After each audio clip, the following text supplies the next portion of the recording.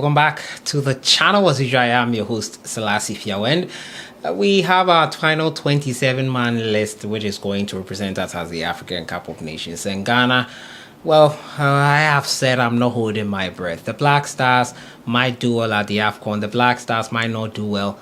I don't have high expectations. But comments have been coming in as to the players that missed, why they missed, and all that. Rahman, one of the players who reportedly opted out of the Ghana national team, made a post on social media about why he did not make the Ghana team and decided to focus on his club career. We're also going to talk about the ploy being used by Athletic Club, who vehemently did not want Inaki Williams to leave before the 4th of January when they have a game in which they want him to take part in.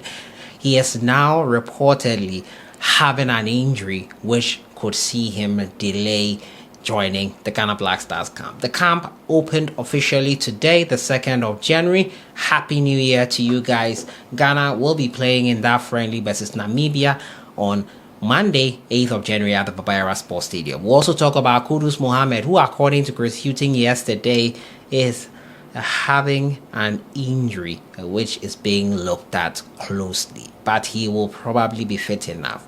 We'll look at all these stories today and everything in between. Don't forget to subscribe if you haven't. Click on that notification bell to get more updates. So hopefully we will be at African Cup of Nations in Ivory Coast 2023, and it's sure to be interesting. This is the kit of Mauritania national team, looking clean, if you say the least. We'll get the reaction of Abdul Rahman first and foremost. The Ghanaian was not included in Ghana national team for the African Cup of Nations, and the reports are that he opted not to be included. Many people have not taken the news lightly, but this is a player who has faced a lot of backlash after playing abysmally at the Kumasi Papayara Sports Stadium in one of Ghana's games in the AFCON qualifiers. And this is a player who has been under fire for a very long time. He sought to clear the air on why he opted not to play for Ghana. He says, "I just wanted to say that decision to opt out of the AFCON was solely based on footballing reasons and nothing else. Playing for my country will always be the highest point of my career, and every time I have been lucky to wear the shirt, I have given my all. The last few years, I had to battle with injuries and recovery time, and feel that is best interest of my career and that of the team to only play when I don't have to think about recovery or pain. That way, I can always give my best to the team.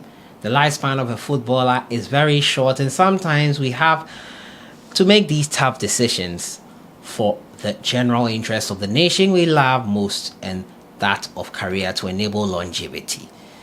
I would be cheering the team and pushing them on to try to win us the AFCON we all desire. But as of now, let's all support anyone the manager picks, because the most important thing is Ghana, which is bigger than any individual. God bless our homeland and make us great and strong." So Abdul Rahman essentially say he has really suffered. He has gone through a lot of injuries, which has really made it difficult for him to recover fully. He would want not to be less than 100% and be playing for the national team. He wants not to be someone who derails the team a wee bit.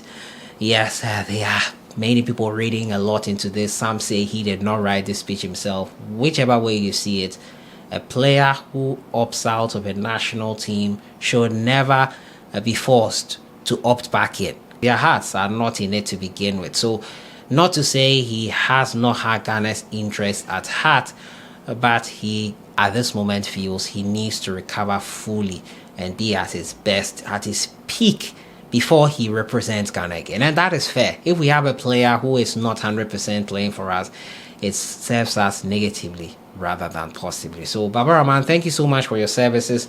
We hope that you get fit 100% and play for Ghana and when you are fully ready. Thomas Partey was not in the Ghana national team because he is still recovering. It's a significant injury according to Coach Chris Hughton, and he will take some time. The timelines don't match with when he will be ready for Ghana to play in the AFCON, so Arsenal will not release him.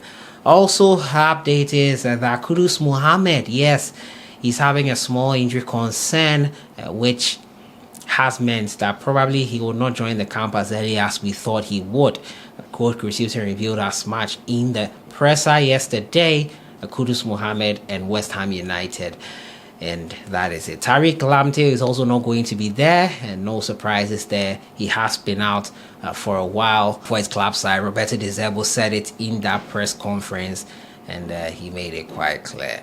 My next story has to do with Iñaki Williams. Yes, Iñaki Williams' club are trying to pull a funny one here, and it's not quite funny for us. Yesterday, they just posted this on their social media handle, and it was about a medical report from Iñaki Williams. Already, they were not happy about Iñaki leaving the camp on the 31st of December. Now, the striker has been evaluated by the Red and White Medical Services and presents a condition of general condition that requires him to rest.